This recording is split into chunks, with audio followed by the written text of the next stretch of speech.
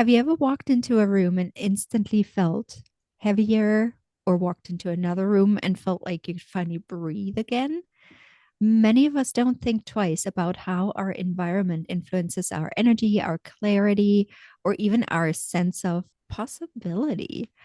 And we blame our schedule, our to do list, our relationships, our own willpower, all kinds of things. But rarely do we look at the space around us.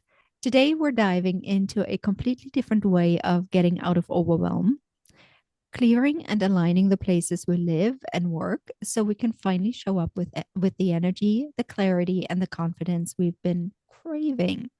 And to guide us through this, I am thrilled to introduce you to Amara Hamilton.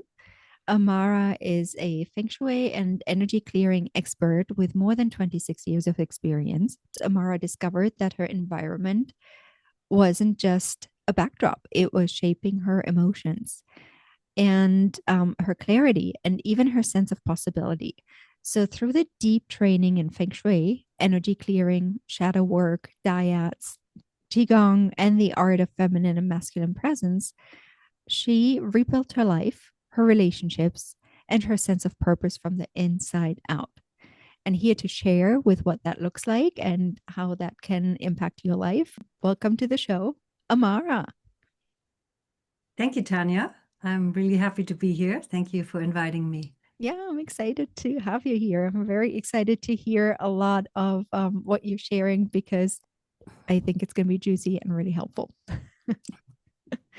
So I know you help people get unstuck by clearing their environment is one of the many ways you do. You do a lot of things, but this is one of the many things that you do. And I'm curious, what was the moment that you realized that our spaces deeply impact our energy and our clarity? And what put you on this path of helping others with this? I think my first sort of clue was that I have a very good memory for space, like spatial memory. I can go into a place and I could draw it out in a piece of paper for you afterwards. And I always read a lot of house magazines and I would change the floor plan. And I didn't really connect what was going on, but I was always looking for more, better flow, smoother, better environment. And I couldn't really put a finger on it. And I thought, oh, perhaps it's design, interior design that I want to do, whatever, but that's not I'm not creative in that way. So I met somebody who talked to me about feng shui and I thought, I don't really know what that is. And then shortly afterwards, I read in the newspaper an article about it with somebody had interviewed a student of a particular program in the States. And this woman was announcing that her teacher would be coming up and giving a workshop. And she would also offer a couple of sessions where the teacher would look at how she would deliver a session. And so I said, well, if I want to find out, this is the best way. I'll go to the workshop and then I book a session, one for a business, for a friend. So I would see how business goes, and one for my home. And so I went to the workshop and I thought, like, wow, I totally understand what he's talking about. And so this is more really where I'm going, that I have more of a sense of the space from a very different angle. And so I just got into the program, loved the consultations for myself, and thought, I don't know why, but I understand this. And so I studied it, took 3 years. And I think I felt that I always had a relationship to my space, but I couldn't give words to it. Mm. And so I would feel things, but I didn't know what I was feeling. And so I learned more of that. And then as part of at the end of the 3-year course, I connected with somebody who does space clearing, which is a slightly different approach. And so I just combined that. And what I learned there was very much about my own relationship to the space in terms of how do I feel when I'm standing here and when I'm standing there, and that there's a difference. Mm. So very often we just globalize the space and say, oh, yes, this is nice. I like to be here. I don't really like to be here, but we have no idea of what's going on. So I learned to put words to it and, experience in my own body. And then I got excited about sharing it because it made a huge difference for me. Yeah, wow, quite the journey. Thank you for sharing that. I always find it fascinating how people arrive at the thing that they're sharing with others and what's important about it and how did you get to yourself. So thank you. How does our physical space um connect with our internal space? The physical space has kind of a vibration, like a feel to it. And so, for example, if you go to the mountains, it's one kind of feelings. If you go to the desert, it's another, by the ocean, right? So we can easily say that. And we can also look at buildings, like you can, that if you're looking for a new home, doesn't matter if you rent it or buy it or whatever, but you go in and you open the door and you immediately feel like, oh yeah, let me go look and whatever. And then others, you open the door and you don't even need to see the space and you go like, I don't want to be here. So Yes. what is that, right? Like that, it's just a thing that we can all relate to. Mhm. And so we have a feeling that something is going on with our space, so we're influenced by it. And then also we, of course, are our own person, and we have a particular way of being, things that we're open to, our habits, our patterns, our personality, things that we are more sensitive towards. So we have our own vibe, so to speak, which we send out all the time. So we, in our vibe, will interact with the environment. And so I could go into a space and say, oh, this is lovely. And you could go in there and say, like, oh my God, get me out of here. Right? So it could be that different. We are constantly in contact with what's going on. We're looking all the time if we're safe, if we can do the things we want to do. And one influences the other. My personality will influence the space, and the space will influence me and what I can do and create. Wow. That's a pretty big deal. Yes. And it's not something that we typically think about a lot in our day to day, right? Like, I mean, Yeah. I now do because I've known you for many years. And so now I do. But before that, I don't think that was something that I ever gave much thought to. And Yeah. or consciously experienced really Mhm. beyond the like what you just described, like you would walk in and go, oh yeah, I want to see more, or oh, I'm not even, I don't Mhm. even need to enter this space. So yeah, so what are some things in our environment that can impact us and lead to overwhelm or to stuckness? So our environment, so just like we are created from many different energetic information signals, the environment is too. So we have, for example, in the earth, we have earth energies, which could be underground water, fault lines, magnetic fields. They're just naturally occurring Mhm. there. And some of them will impact us and others don't. So we can have a fault line, for example, in a house. And the fault line is just a way the earth discharges its own energy. But depending on where the fault line is, it may impact us, right? If it's under our bed or at certain places in the house, we're more impacted. And then we have the earth energies, we have the people energy. And people energy is really a little trail of energy that we leave behind as we move through our space all day long. And we leave more behind when we are very emotional. So usually Mm. we are upset or angry or sad, or if we're sick. Um, what happens is we just accumulate layers of energy over time. Mhm. So most houses or most living spaces have a lot of people energy there that is accumulated over time. Just think about living somewhere for, in a house that's been around for 20, 30, 40, 50 years. Different people have lived in it. So you accumulate one layer over the other. And so Mhm. if you don't know that, then you're moving into a place where there's a pattern set in your environment, depending on what has happened with the people before you. Wow. And then, of course, we have electromagnetic energy, right? All the phones and internet and the towers, right? Like cell towers. It's a lot of information in our space that we're dealing with, and it becomes more and more different types of signals. So we have to, that's kind of floating around, and then we come into the space and have to deal with it in some form. Yeah. Yeah. And so is it that if there is a lot of that we're not aware of, it can impact us and we can get overwhelmed just simply because there is a lot of stimulation or whatever you want to call it, activation, whatever energy in the field? Yes, like the challenge is that when you're not aware, you don't know that it is working on you, Mm. right? So you don't know. It's like, how would you know? Yeah. So and then when you feel overwhelmed, to me, it's always that too many signals come in, right? Where the body's taking in too much information. And so we don't know how to sort through it and what's important. There's kind of personal work to do around that, but the space will just keep giving off that information.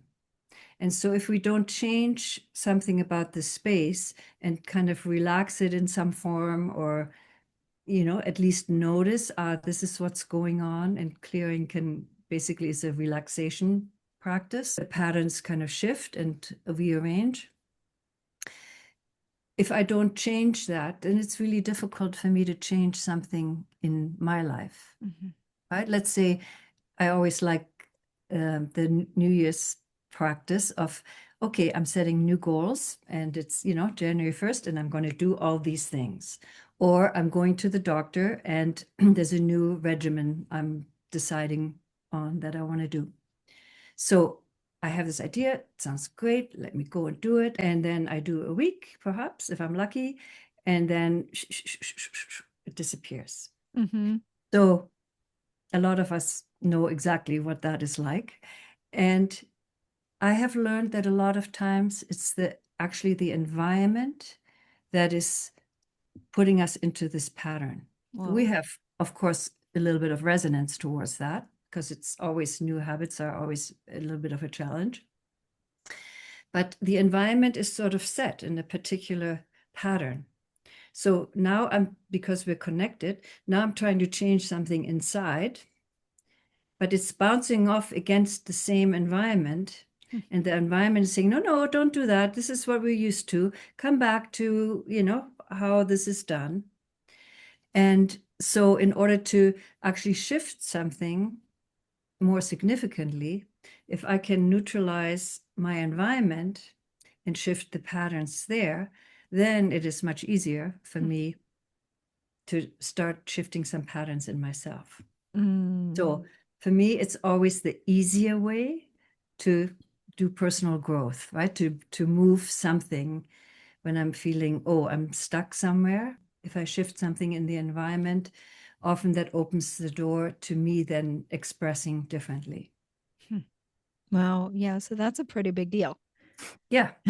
Yeah. And it's usually people just don't look at it. And the challenge is that we often think it's all about us, right? Oh, I'm like this person who doesn't follow through, or I always have these ideas and then I don't do it. But it's actually the environment pushing back, because status quo is always easier, right? And the environment does the same as we do, and we just keep exchanging information. And if I'm always running against the wall, at some point I'm going to stop. Yeah, because it's hard. Yes. Yeah, it's hard. And especially if you don't know why it's happening or what is happening, and you just don't have that awareness of the possibility that it could be something to do with the environment you're in.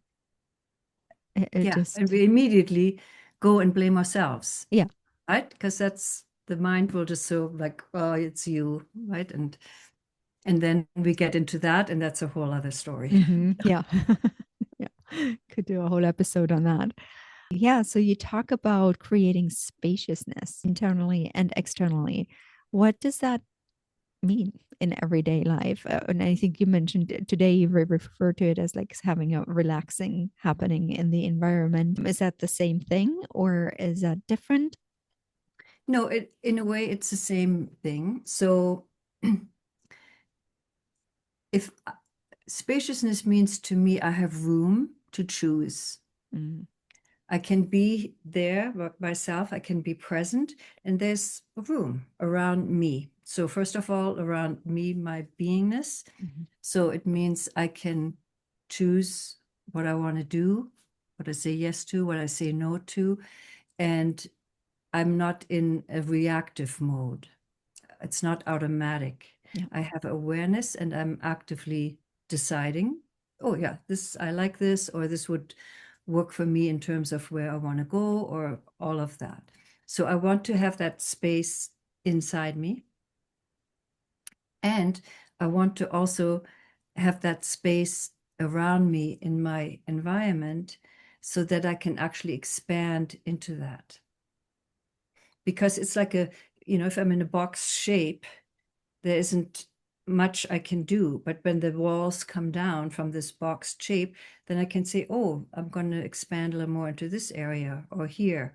And I don't need to fight against this kind of limitation. But I can see more. I have more awareness, more options. I can change my perception. I can, try things out. Spaciousness happens on both levels, internally and externally.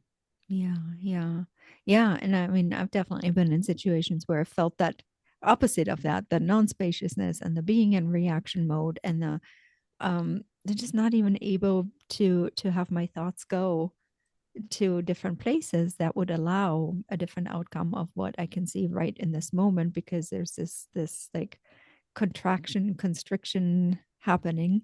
So yeah, I love that idea of spaciousness that we can create internally as well as in the environment to support choice. Support Yes. choice. Yeah. Yeah. Yeah. Which in the end is what it's all about, right? Like we're expansive beings, right? Evolution is kind of moving us into an expanded field. And so every time we stop or we're kind of constricted or Mm-hmm. we're looking down and we just see this little thing, we step out of this evolutionary feel, out of the flow, Mm-hmm. and then it just becomes challenging usually. Yeah. So And true. once So you're true. in that, little thing that is turning and looping, it just takes a little extra to get out of it. Mm-hmm. Yeah, so true, so true. Yeah, I think that's like sort of the ultimate freedom is that ability to choose and that ability to have that spaciousness that you're describing so that you can do the things that you want to do and remember what they are and take action toward it. And it does require that spaciousness for sure. What are some signs that a space could be draining us? Signs that people often ignore or don't recognize as sort of energetic patterns. Yeah, I think it's kind of mostly two things. I think one is the feeling of, or the noticing of how you feel in a space, to kind of have awareness of that. And so if I don't have awareness of that, I will just fall into whatever pattern is there. There's kind of yin energy and there's yang energy. And yin energy is a more created by people energy, not women. It's women and men, it's people. And that energy is kind of slowing things down when there's a lot there. Mm-hmm. So then you might have poor sleep, difficulty focusing. You may start sitting on the couch, and then, despite your best intentions, you don't get up again. There may be clutter, those kinds of things. And then you may go on the other side, you may feel a lot of yang energy, which is mostly created by the earth. And when there's an imbalance there, you may feel more hyper. You can't sit down. Like you just need to get up and Mm-hmm. do things all the time. And we all know people representing that, and could be ourselves. But that is sort of a sign. And I think really not being able to live your life the way you want to is worth having a look at in terms of your environment and seeing what's going on, because there could be just a lot of distraction, and just your way of connecting with it could create that disturbance. There's a lot of variety, but overall, these are the main things to look for. Yeah, yeah. So you just mentioned clutter, and earlier you talked about layout of spaces. So what roles do clutter, layout, and other people's energy actually play in overwhelm? So layout is important. For example, a really simple food for thought is, where is your bedroom in relation to the front door?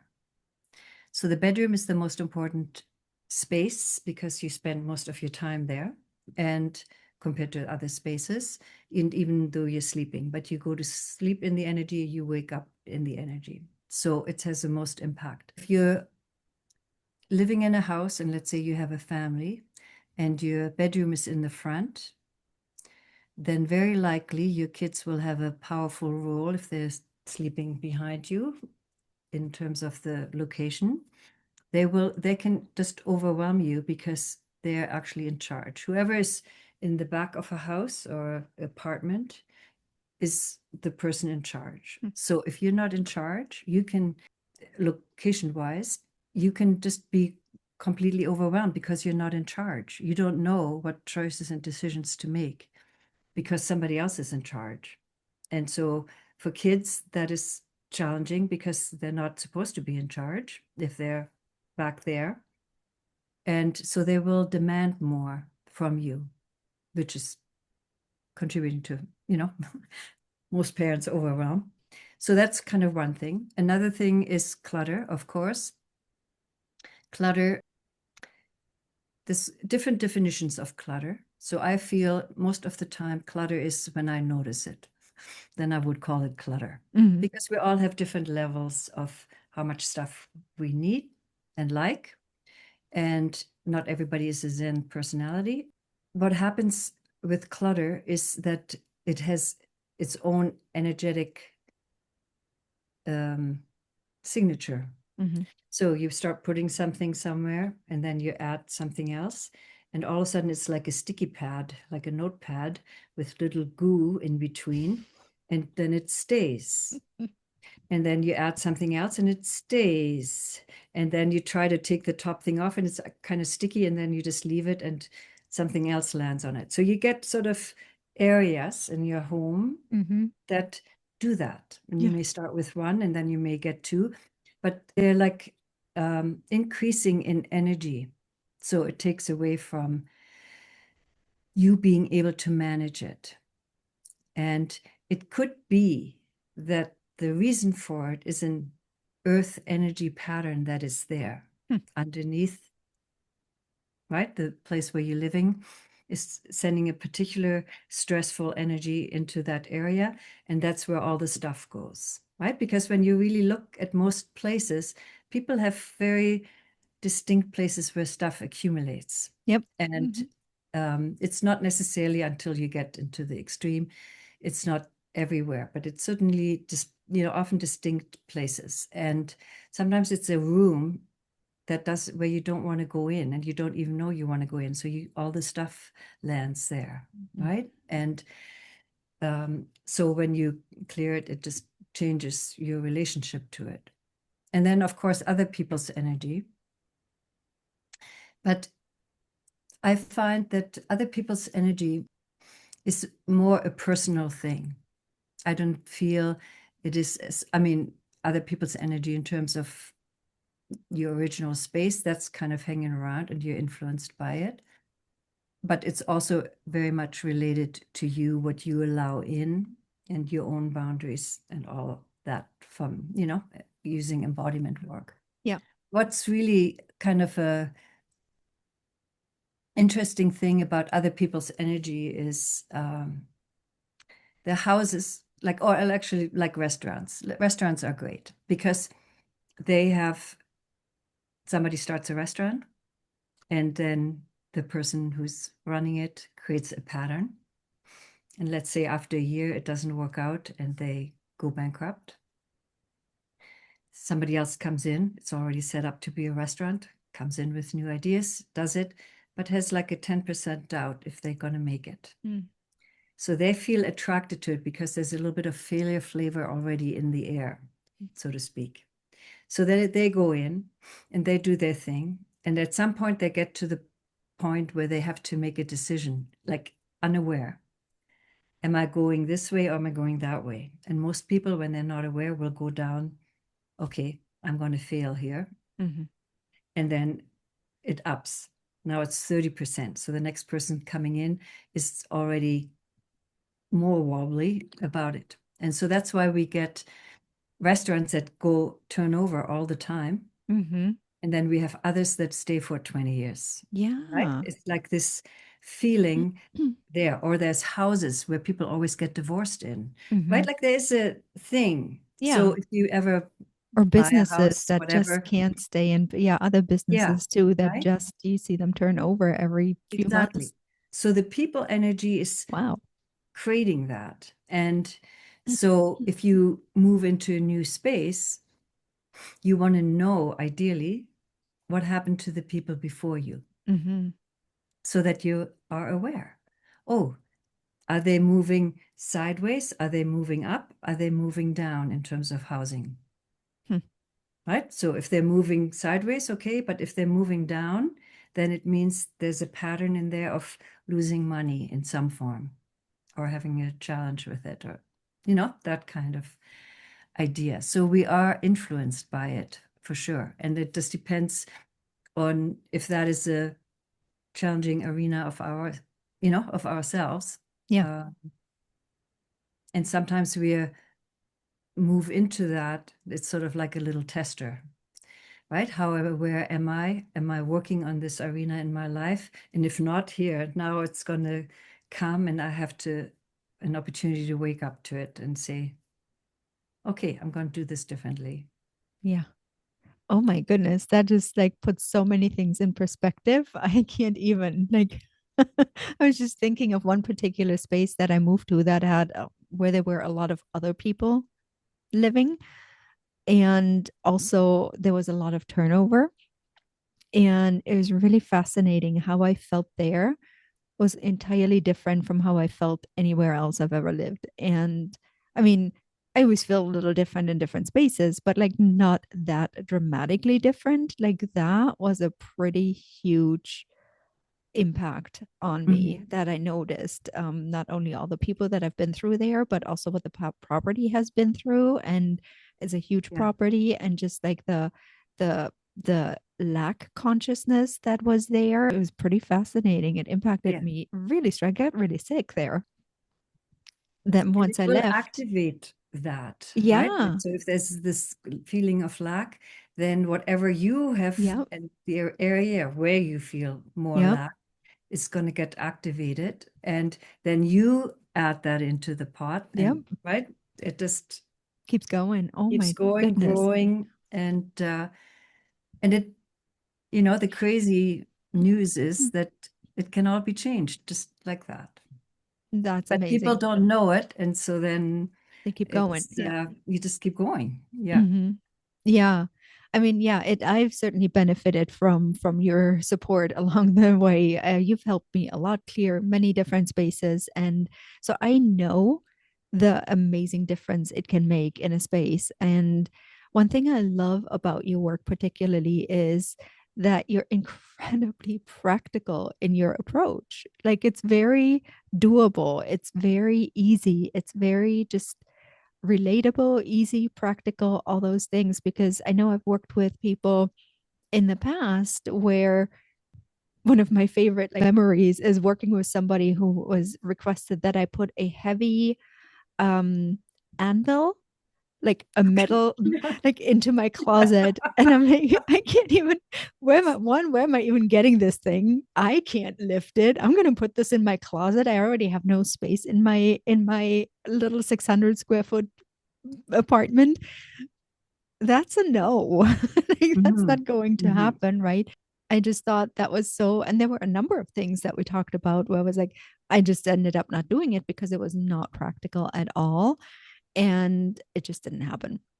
And Yeah. nothing changed. Not once when we were working together have you asked me to do anything that was really challenging. It was all really, really practical. Where do you draw from with that practicality? That's just simply a trait that you have? Because I don't think that's necessarily something you learn in the courses that you took, right? It's more of a personal flavor that you bring to just making things very practical and doable. Yeah, I think it's more my personal approach because even if I think, about feng shui, it's like I use pieces of everything rather than a whole system kind of to the end. And I felt that that works for me. I like to make it simple so that it becomes doable. Mm, And in North America in general, or Europe, we have a different relationship to knowing. Like in Asia, it's all about a master who says, this is what you do, and there's no questioning and all of that.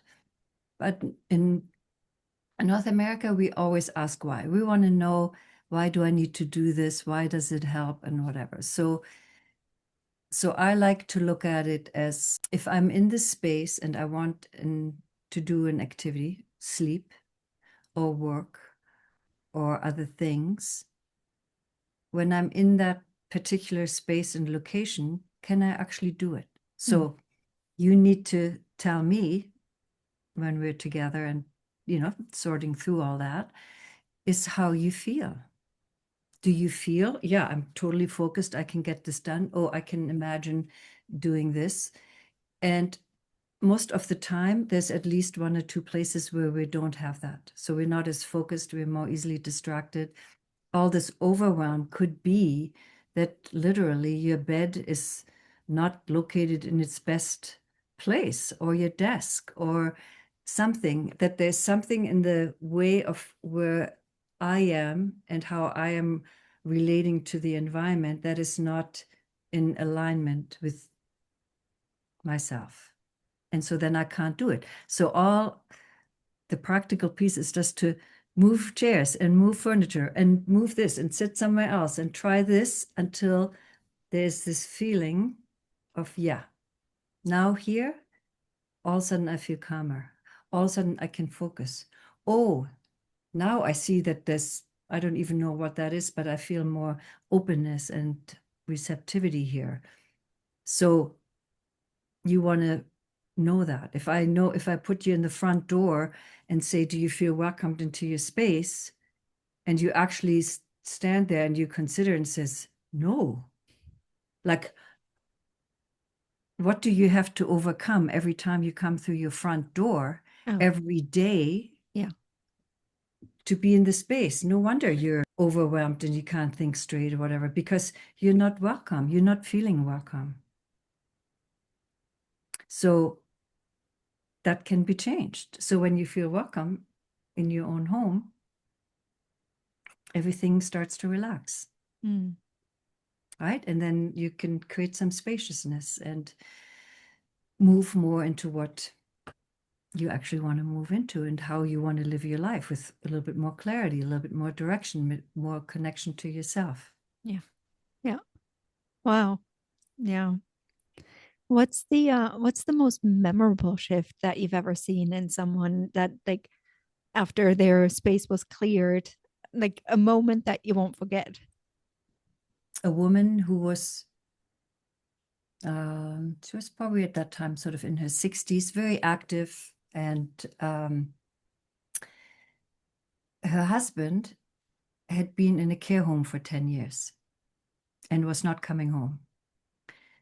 So I went to her house and it was like molasses, really, this feeling of nothing moving. Yeah. What I would call a lot of yin type energy, which is slows everything down. And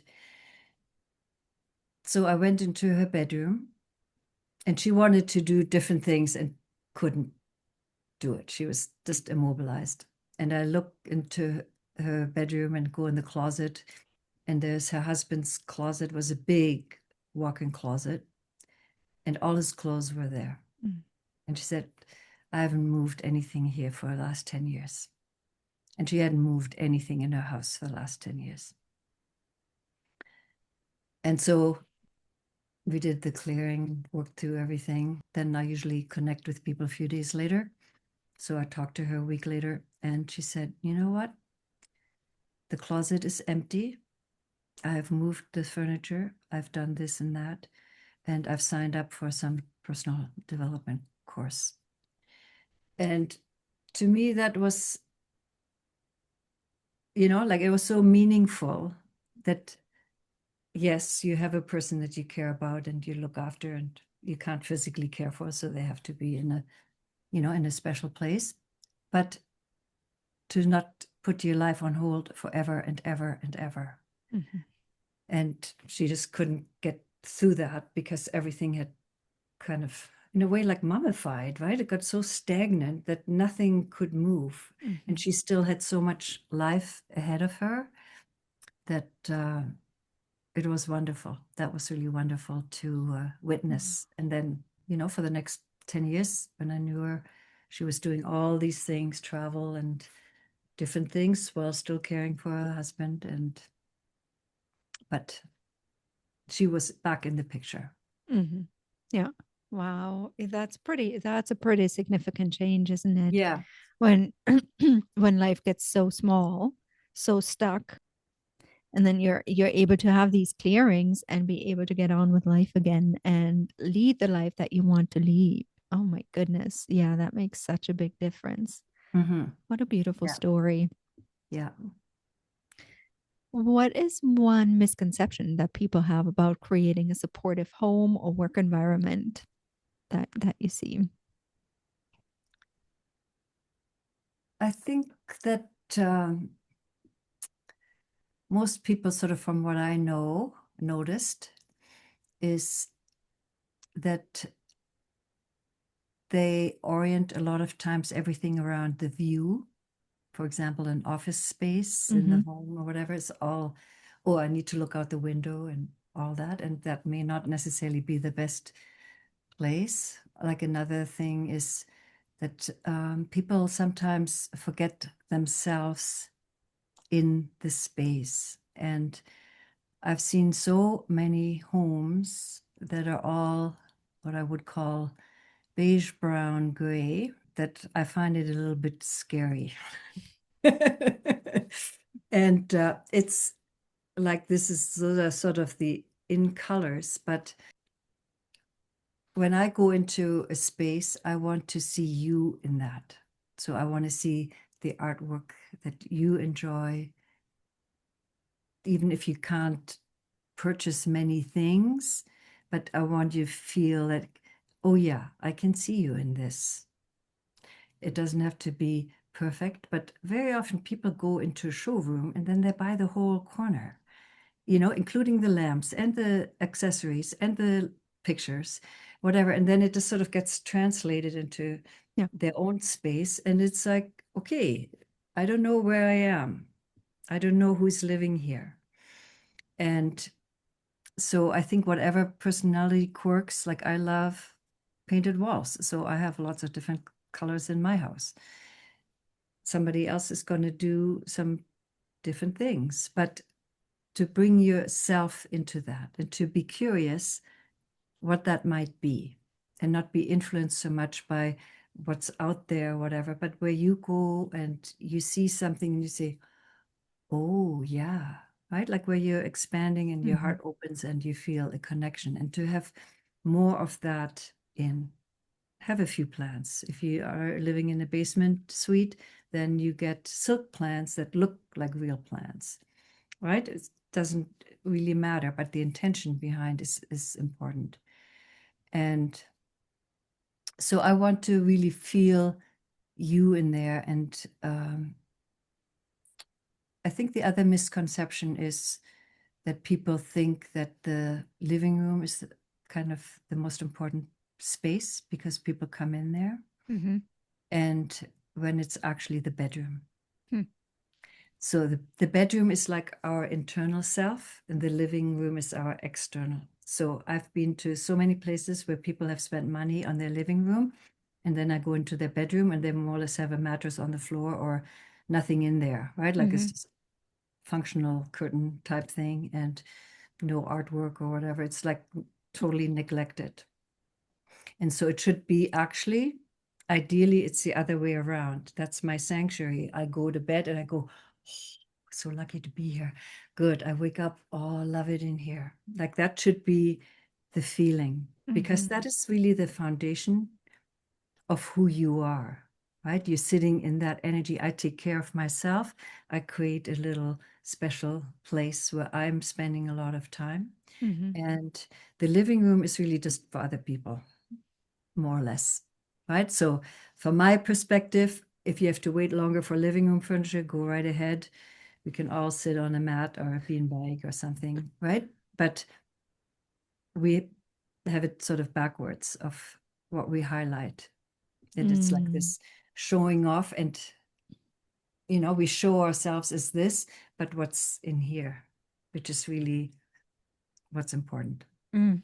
more so S- than the showing off piece.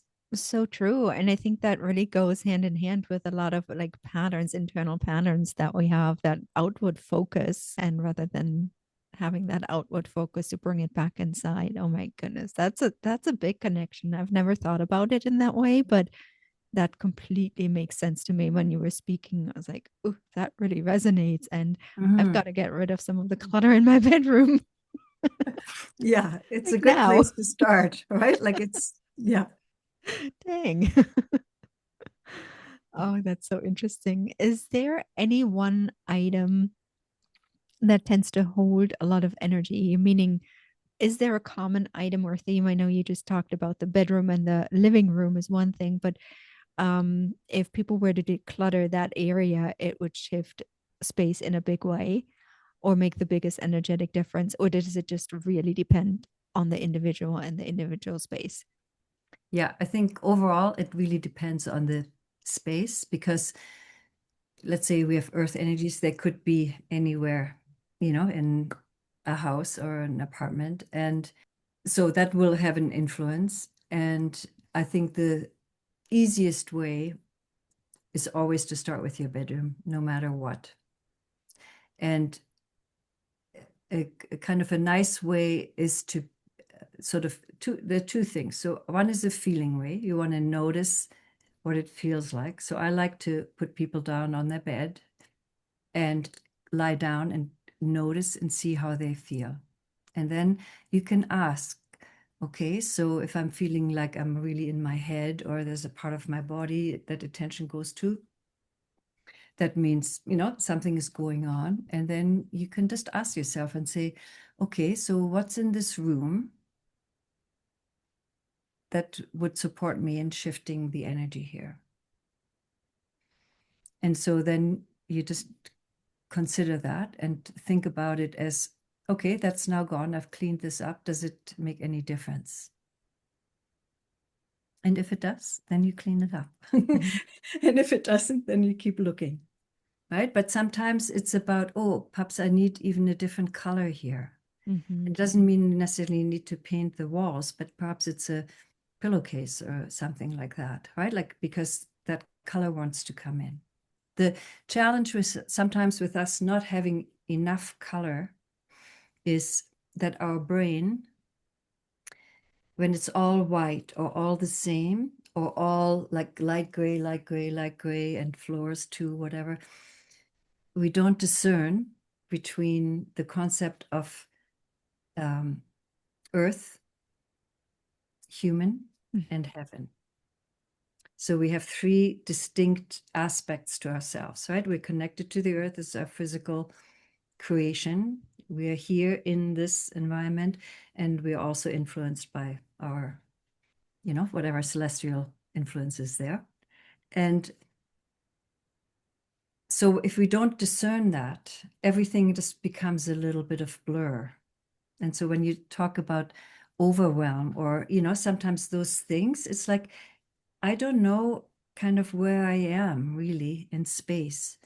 And when you're always around with the same colors and they're kind of brownish, gray, perhaps even white everywhere, your brain goes to sleep and then you get depressed. Hmm.